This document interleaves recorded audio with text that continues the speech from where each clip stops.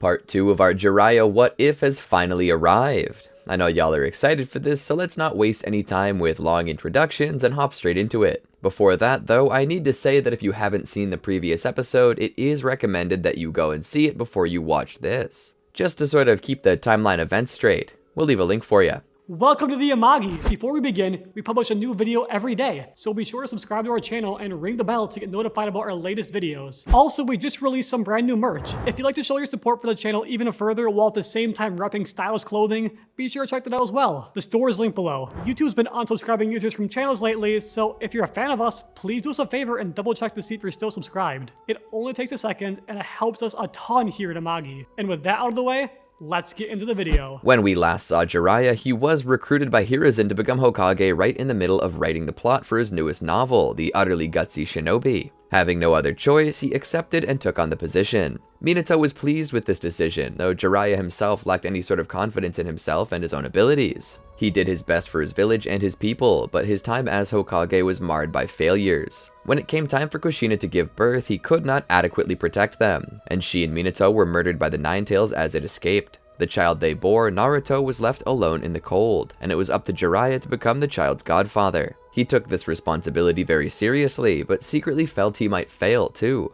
And when Danzo sent the Uchiha clan to the outskirts of the village, excluding them due to suspicions, Jiraiya consented, having to trust an elder of the village in a matter that he did not understand. When the Hyuga affair came around, Jiraiya had hoped to do nothing about it, but the Hyuga, especially Hizashi Hyuga, made a fateful choice all on their own for the sake of the village. And Jiraiya felt that he could not stop them even if he wanted to. And that leads us to now. Jiraiya was sitting atop his own statue's head in a lawn chair, a beach umbrella set up to keep the sun from beating down on him. He wore a set of sunglasses as he looked out over the village. Particularly, there was one place that he was looking. His own statue's head just so happened to overlook the east side of the village, right where the women's bathhouse was. He raised a set of binoculars to his face and cracked a smile. Of all the reasons he had become Hokage, this was definitely the best one. He would sip his sake and continue to view when suddenly a loud but tiny voice echoed up to him. "Uncle Jiraiya!" He peeked over the side to see a speck on the rooftop below. A blonde speck. "What is it, Naruto?" he asked from a high perch.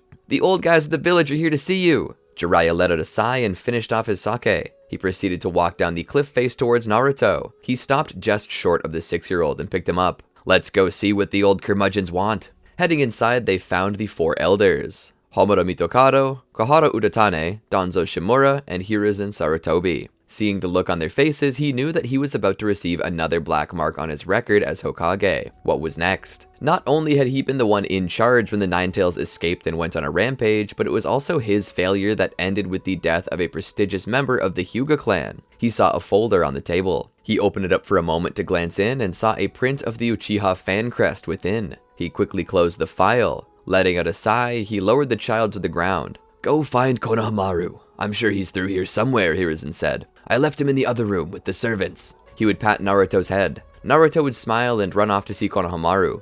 Hiruzen would speak. "That boy has an optimistic outlook, not too unlike his parents." Jiraiya would slowly lower into his seat, perhaps more so than his parents. "The world will teach him better eventually though," Danzo said. Jiraiya looked up. "It will try, but you can't keep someone like that down. You could put them in a tight, pitch-black room full of sharp objects and they would still find a silver lining." He looked down at the folder on the table. He would sigh as he stared at the manila folder that covered the information within, a large stamp of a leaf on the front, the same that was on the headbands of most shinobi from the leaf. He would slowly open it and began reading, awaiting commentary from the council. Danzo would speak up. "We have reports that the Uchiha are currently planning a coup d'etat." Jiraiya read through it. "Do we have any reason on record why they would not be happy with our village?" Danzo would answer this question. "None perceived. Investigations have concluded, however, that it was one of the Uchiha responsible for the Ninetales attack 6 years ago. It seems they're falling back into the ways of Madara." Jiraiya closed the file once more and leaned back in his chair. Falling back into the way of Madara. Define that. Hiruzen then spoke. "Ages ago, before the leaf, our 2 founding clans, the Senju and Uchiha, were at war. As the war drew to a close with a Senju victory on the horizon, a beaten Uchiha sought a peace treaty. Our first Hokage, Hashirama Senju, happily obliged, and even went so far as to give the head of the Uchiha, Madara Uchiha, a role in the foundation of the village. However, at some point in time, he began to hate the village. He attacked it many times, but one time in particular he did utilize the Nine Tails. So to say that 6 years ago was not the first time I've seen Konoha attacked by the Nine Tails is an understatement. Jiraiya looked at the folder again, opening and peeking in before closing it, just pushing it across the table, appearing as if he were interested, when all he really wanted to do was go back to his place on the monument. Surely there's a reason. Why would they turn against a village they helped create? One they have stood proudly with for nearly 70 years. That is not a question we have answers to, Hiruzen spoke. Danzo would chime in. We don't need the answers to that question. We have proof of an uprising. And after what happened 6 years ago, it's obvious that they mean to destroy Konoha from within and assume Uchiha dominance. The Uchiha have always been prideful of their clan. Lord Tobirama attempted to break them of that when he established the Konoha police force, but they remained steadfast. They were the only clan he was unable to break. Jiraiya thought about it. Can we table this conversation for another time? Danzo would speak up. Lord Jiraiya, this is of utmost importance to Konoha, and as long as the Uchiha remain a threat, we cannot rest. They could launch their uprising at any moment. Jiraiya shook his head. I will not order an attack on the Uchiha, not without first knowing what the issue is. He stood. Nobody is to act on this matter until I give word. Watch them, spy on them, do whatever you need to gain more intel, but keep your distance and do not do anything about them until I give the decree. He would then turn and leave. Hiruzen stroked his goatee as the others stood there in silence. Jiraiya would leave the Hokage residence and step out into the village. He needed more information on this at once. The best way to do so was to confront the Uchiha head on, so he left for their compound. Entering, he saw children running and playing and enjoying themselves. However, the adults in the compound watched him as he walked down the street. Jiraiya felt what seemed like 1,000 eyes on him in all directions. If it was wearing a Konoha headband, it was looking at him. He began to wonder if it was such a good idea to come here. He walked in deeper until he came to the home of Fugaku Uchiha. He stepped in. There he found Sasuke running around and playing. Sasuke would run up to him, eyes full of wonder. You're the Hokage! Jiraiya would pat Sasuke's head. Yup. Is your father home? I'd like to meet with him. Sasuke nodded. I'll go get him. Sasuke ran up the stairs. Itachi stood in the corner of the room. This was the first time Jiraiya had noticed him. Itachi spoke. Lord Fourth, what are you doing here? Jiraiya would come to a table. May I sit? Itachi nodded. Jiraiya pulled up a chair and sat down in it. I'm here to talk to your father. Itachi would look around. Sir, you can't be here. It's not safe. Half the people in the compound want to see you dead. Jiraiya would nod. Indeed. That's why I've come to talk to your father. Just then, Fugaku stepped down from the stairs. Lord Jiraiya, to what do I owe this pleasure? He spoke with a kind voice, but his face was asking the question in a different tone. Something more akin to, what are you doing here? Or worse, how dare you come here? Jiraiya would motion to the table. I think we should talk. Fugaku came to the table, all while Itachi watched from behind, never taking his eyes off the Hokage or his surroundings, not even to blink. Not long after, Jiraiya noticed a second Uchiha clan member standing by the window just to the side of Itachi. Jiraiya identified this man as Shisui. Shisui was also watching him. He spoke to Itachi quietly for a moment and then moved on. Fugaku crossed his arms as he sat back in his chair. What's the issue? Jiraiya sighed. There was no need to beat around the bush. Normally, in cases like this, he would ease into the topic to avoid causing the person he was talking to become defensive, but Fugaku was already defensive, and so the shock strategy might just be enough to force him to lower his defenses and have a meaningful conversation with him. Why is it that your clan is attempting a coup against the Leaf? Fugaku's face showed clear surprise, as if asking how it was Jiraiya knew about that. He regained his composure. I don't know what you mean. Jiraiya sighed. You do. You speak of it every few nights at the meetings at the Naka Shrine. To be honest, if you want to keep something secret, I wouldn't invite everyone in the compound to it. The more people who know, the more chances that it gets out. He sat there for a moment before raising his hand. Oh, and by the way, it got out. I and everyone on the council know that you're planning a coup. The leadership of the Anbu knows it. Hell, even half the civilians know it. It's the worst kept secret in the history of secrets. I'm just here to figure out why it has to be like this at all. Fugaku looked back at Itachi with accusing eyes. Itachi's gaze returned to his father with eyes of judgment. Fugaku looked forward. Konoha has forgotten about us. They forgot that this village is half ours. Jiraiya's face squinted in confusion. This village belongs to everybody. Anyone who lives in it and contributes to it. Fugaku shook his head. Yes, but we're founders. We helped found the village. In the middle of a war that made the first Shinobi World War look like a cakewalk, we founded a village that changed the world system. And look at where we are now, on the edge of the village. Forgotten, a slap to our face, like saying, you're in this village, but you're not part of it. Fugaku sat forward. We weren't a part of the Nine Tails attack. That wasn't us. But people believed it was anyway, just because some Joe had a Sharingan. We could have helped. We could have stopped the Nine Tails in its tracks with our Sharingan, but we were sent to the outskirts of the village, away from the battle because nobody would trust us. And thereafter, we're moved to the middle of nowhere as spite for doing something we never attempted. When the time came to choose a new Hokage, my people nominated me. They nominate someone every time, but from the era of Madara until now, not a single Uchiha has ever held the office of Hokage. Hashirama took it, and when he died, the title was passed not to us, but to his brother, Tobirama. And when Tobirama died, he didn't pass it to us, no, he passed it to his student Hiruzen. When we heard Hiruzen was stepping down, we thought to ourselves, here's the time, the best time. Everyone believed I was qualified for the position, but guess what? Hiruzen passed me over. He went to Orochimaru, Tsunade, even Minato. Every one of them turned it down. I was the only one still in the running, but instead of acknowledging me, instead he sought you out and begged you to become Hokage. You didn't even want it. I wanted it and he passed me over for you. You may say that Konoha belongs to everyone who contributes, but out of every clan, we've contributed the most. Yet here we are on the outskirts of the village, while the prissy Hyuga clan have a prime spot. Jiraiya listened as Fugaku burst out at him with reasonings, many of which made sense. But at the same time, he was an enemy rebel at this point. Sasuke watched from the stairs as the two spoke. He wasn't sure what was going on, but he knew something was up. Jiraiya sat there for a moment. What can I do to make this better? He asked. Fugaku put his hands on the table. I don't think there is anything you can, Lord Fourth. This has become a matter of honor now. Our honor has been impugned upon. There's only one way to take it back. At that moment, a kill squad of 8 Uchiha shinobi burst through the doors and windows. Jiraiya stood and knocked over his chair as he entered Sage Mode. He looked at Fugaku. Please, don't do this. Fugaku stood and knocked the table aside, his Mangekyo activating. If we kill you now, then our sweep of the village will be easy. Lay down and die, Jiraiya. Be put down like the old dog you are.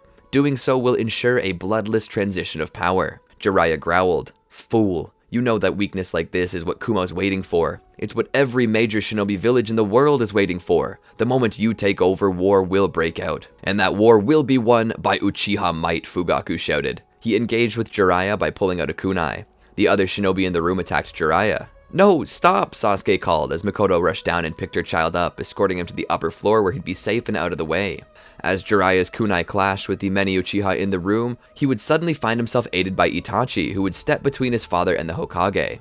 Choosing the village over family, he shouted as he stepped back. Itachi stood there, staring at him. I'm trying to save both. Jiraiya looked around. It's too cramped in here. We need to get out into the streets. We're fish in a barrel. Itachi looked back. No, the tight spaces give us the advantage. It bottlenecks insurgent forces. We need a small space easily controlled by 3 people. Jiraiya looked back. 3? I only see... Suddenly, Shisui came through one of the windows and dropped a smoke grenade. Hurry, get the Hokage out of here. Itachi and Jiraiya ran to the window and jumped through it and crashed into another home nearby where no shinobi had yet to follow. They ran through the home before jumping through into another home. As they entered the 3rd building, they would hear the Uchiha having entered the building as well. Itachi looked around. Grabbing Jiraiya's hand, he rushed with him up the stairs to the 2nd and eventually the 3rd floor. They jumped out the window onto the roof of a 2-story building and began to run, jumping from building to building. Hopping up on the power lines like birds, they began to run across the wires. From below, however, Fugaku was approaching them, walking in the street. Holding out his hand, he formed a Susanoo, the appearance of which was like a lilac-colored hanya. It grabbed the water barrel and threw it at Jiraiya and Itachi with great accuracy. However, before the barrel could reach them, it exploded. The massive emerald Susanoo of Shisui Uchiha appeared and tackled Fugaku's, knocking it into a nearby building. Itachi kept running, bringing with him Jiraiya. I see it, the end of the compound. If we can just get past there, we'll be safe. Before he could finish his sentence, a group of Uchiha appeared on the lines in front of them.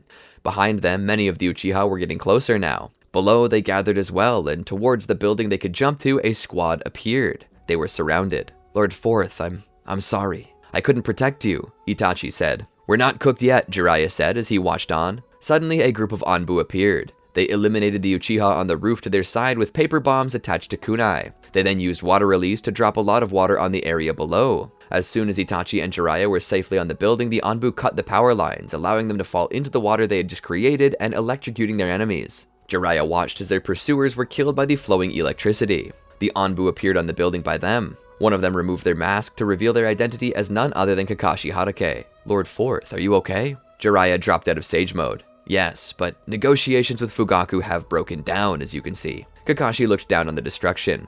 Quickly, a figure landed beside them. I'm here, Shisui said. Itachi looked to him. Did you defeat my father? Shisui nodded. Just barely.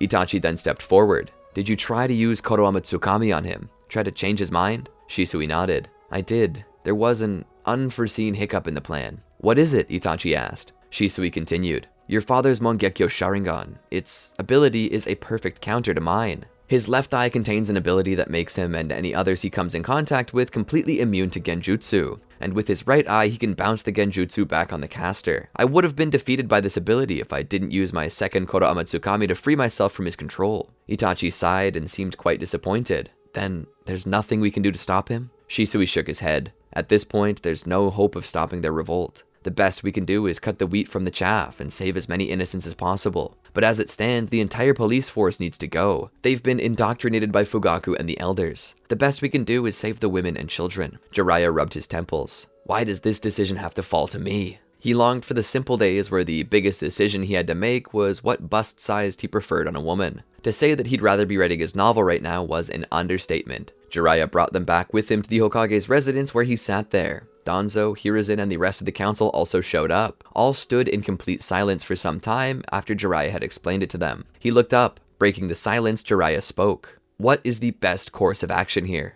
Danzo was for complete and utter termination of the clan, but that was quickly stopped by Shisui, who stated to terminate the entirety of the clan would be overkill and would be a complete waste of time, making them murderers of the innocent who didn't know any better. Danzo's counterpoints relied heavily on the curse of hatred, stating that if they put down the Uchiha uprising and killed the insurgents, which was the only way to ensure this never happened again, their wives and children would all awaken their Mangekyo and would form a grudge against Konoha. And with all of those Mangekyo Sharingan being formed, the inevitable moment that a new uprising occurred, Konoha would be unable to put it down. A Mangekyo Sharingan was a powerful thing, its abilities second only to the Rinnegan, yet somehow more varied.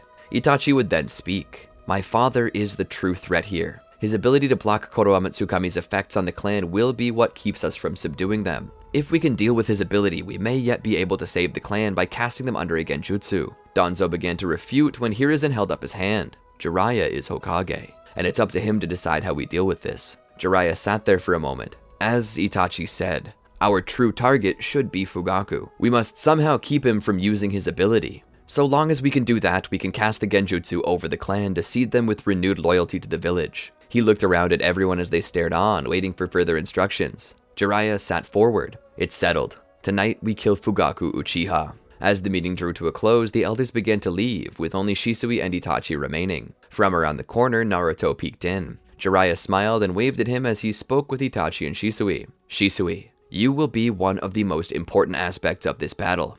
For all intents and purposes, if tonight is a shogi game, you're the king our forces must protect. Without you, your entire clan will have to die, so stay safe. He then looked to Itachi. I don't want to ask this of you. Itachi looked down. You want me to lead the squad that kills my father? Jiraiya looked down as well. You're the one who knows Fugaku best. You're the one capable of finding and killing him. If there's another way to find him, we'll try and I'll spare you the pain. We'll have members of the Hyuga clan on the perimeter, searching the compound for Fugaku.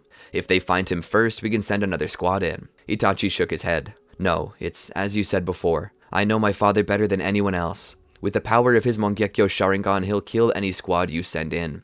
I'm the only one who can get close enough. Jiraiya looked up.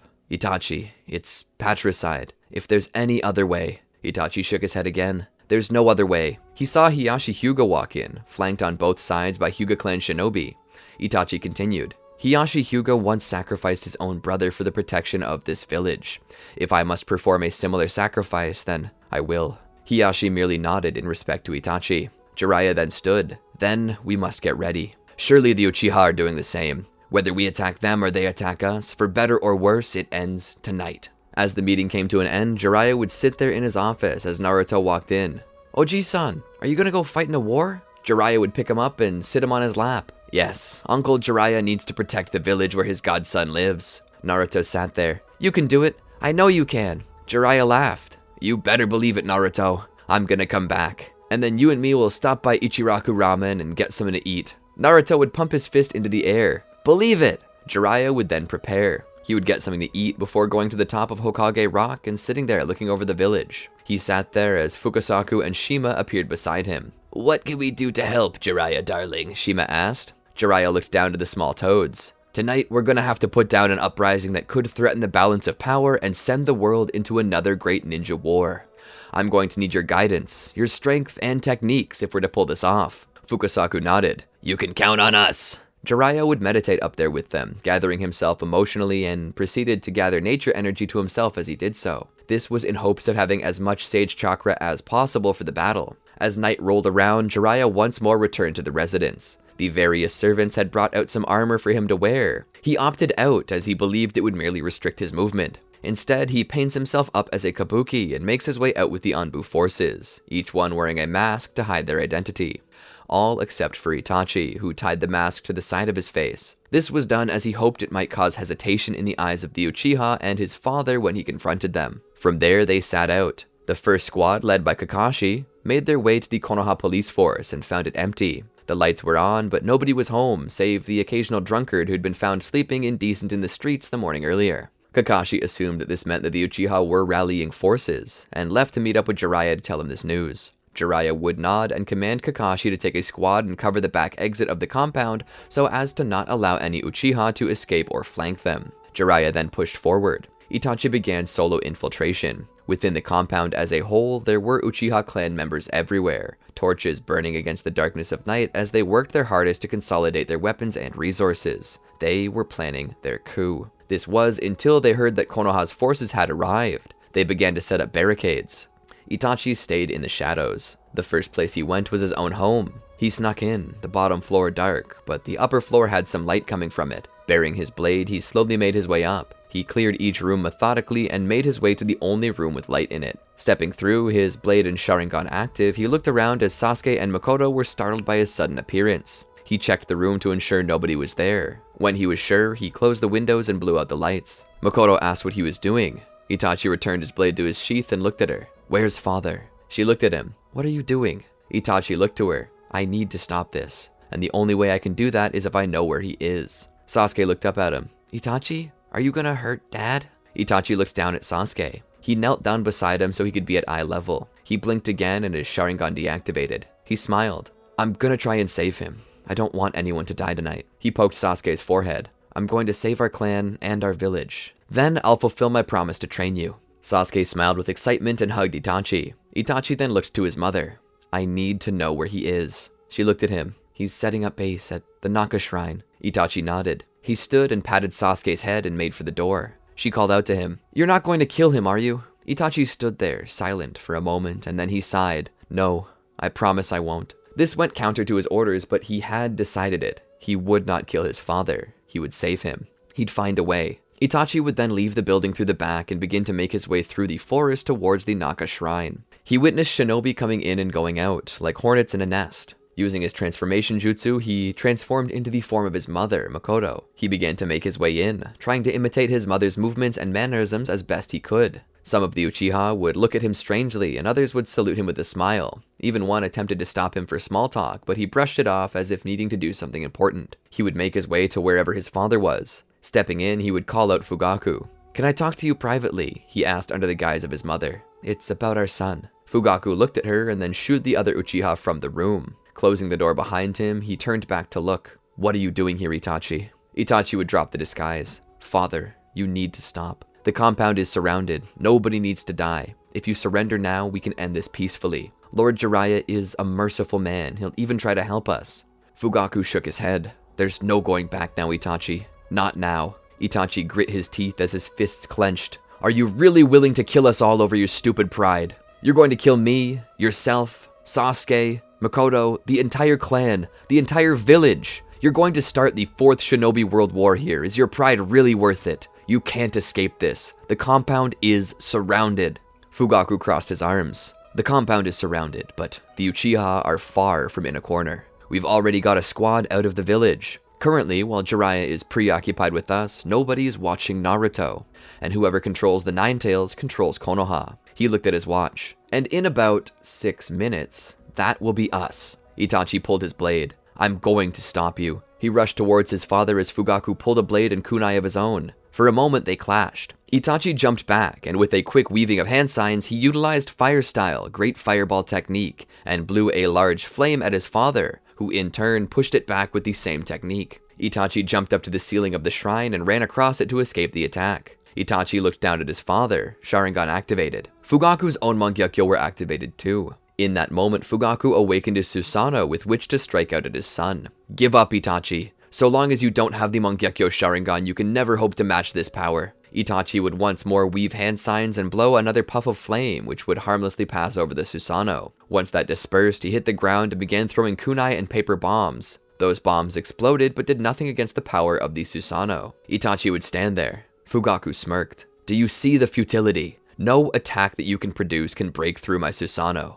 Suddenly, the Itachi he'd been talking to disappeared, as the real Itachi, having recognized that the Susanoo must be able to pass over the ground, meaning there was a gap there, slid under and entered the torso where Fugaku was. Itachi tackled his father, straddling him. Fugaku fought against his son, gripping his wrists as tightly as possible, just to hold him off. What are you going to do? Kill your own father? Itachi grunted as he pushed forward with all of his might, calling up all of his natural strength, and even then some hysterical strength. People were going to die if he didn't do anything about it. He kept pushing. Remembering his promise, he decided not to kill him, but he still pressed forward. Swinging his arms outward, he broke his father's grip, and he quickly pressed his thumbs against his father's eyes. Fugaku cried out for him to stop as blood trickled down his cheek. Itachi managed to remove his father's eyes, knowing that so long as he didn't have access to his Mangekyou, he couldn't counter the effects of the Koro Amatsukami. He quickly got off his father and took a step back as Fugaku rolled over, crying out in agony. This scene and the 2 ivory orbs in his hand made Itachi vomit. He had spared him, yes, but he had also just blinded his own father. How could he, his son, do that? While his father was not dead, he was permanently maimed, and Itachi was the one who had done it to him. This feeling built up in him, the feeling of guilt and terror at his own actions. He stumbled out of the shrine into the night. He stopped by the river and just breathed. He let the Sharingan fall into the river as he looked at the blood on his own hands.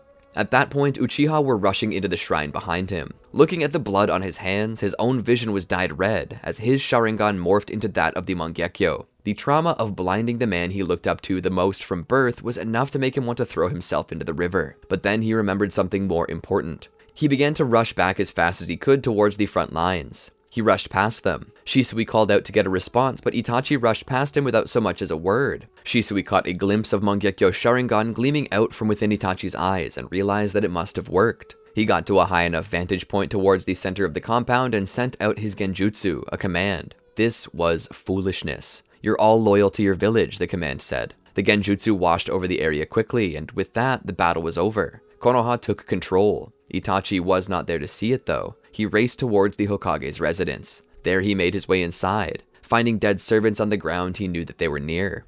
He looked for any sign of where they had taken Naruto. Finding a small trail of blood where someone had been hurt, he raced on and followed it. It took him to a location outside of the village where Naruto was being dragged by a group of Uchiha. They had him chained and tied up. They lifted him up and laid him down on a slab like he were a sacrificial offering and lifted his shirt to expose the 8 trigram seal on his belly. They prepared to pull the fox out of him, but Itachi would have none of that. He raced over and threw a kunai at the back of the head of the Uchiha about to undo the seal. As that Uchiha fell forward, his blood splattering over Naruto, the other 3 Uchiha engaged in battle. Itachi jumped out of the way of one set of kunai as he sent his own. One of the Uchiha weaved hand signs and sent out a wall of flames. Itachi countered that fire with the eternal flames of Amaterasu. Amaterasu slowly consumed the flames of his adversary before covering the body of the Uchiha. The man screamed out in horror and pain as the flames burned him. He hit the ground and rolled, but nothing he could do would put the flames out. With one last cry, the man went motionless. The flames still burning until all the fuel that could be used for the fire was gone. The last 2 Uchiha would rush him together from different angles. Itachi would jump up into the trees where he'd avoid their strikes. Coming back down, he summoned his Susanoo and gripped one of the Uchiha and threw him so hard and so far that the Uchiha flew all the way back to the compound before crashing into one of the buildings there, leveling it. Itachi then stepped towards the last Uchiha. His final adversary witnessed Itachi coming, shrouded in a burning red skeleton. Itachi's face had blood dripping from the cheeks, like the tears of a cursed god seeing its next victim. The Uchiha dropped his weapons, but that was not enough. Itachi would look into the Uchiha's eyes and cast Tsukiyomi upon him, causing the Uchiha to live out 1,000 years of agony in the space of a single second. Itachi turned to look at Naruto, who was currently displaying a look of utter terror. Itachi was still in the mindset of a killer, the crow within his own mind. But before he could do more than that, he recognized Naruto as the boy he had seen earlier in the Hokage's office, and for a moment, he was reminded of Sasuke. Itachi released his Susanoo and ran over to unchain Naruto. Naruto looked like he wanted to run from Itachi, but Itachi took a step back and knelt down to show that he wasn't a threat. Together they waited there like that until Jiraiya made his way back. He ran over and picked up Naruto and held him close. "I gotcha, kiddo. I gotcha." He looked back at Itachi. "Thank you so much." Itachi smiled. "It's okay." And from there, the crisis was averted. The threat of the Uchiha was ended in a near bloodless way. Itachi was haunted by his actions, however, and as such, he could never truly face his father again. Fugaku would later retire from being clan head, and it would pass to Shisui after Itachi refused it. Itachi would return to the Anbu, where he would serve under Jiraiya well. And as time passed, Naruto and Sasuke grew. They'd be sent to the academy, where Jiraiya expected great things. And this is where I plan to end it for now. I won't lie, it got a little violent towards the end, but I was flowing and the drama of the whole situation lit a little fire under me. What did you think of this what if? I would love to hear from ya. Let me know in the comments below and tell me what you'd like to see in part 3. Anyway. Did you enjoy our video? Well then be sure to check out these other great videos from the Amagi, and make sure to subscribe and ring the bell to get notified about our latest videos.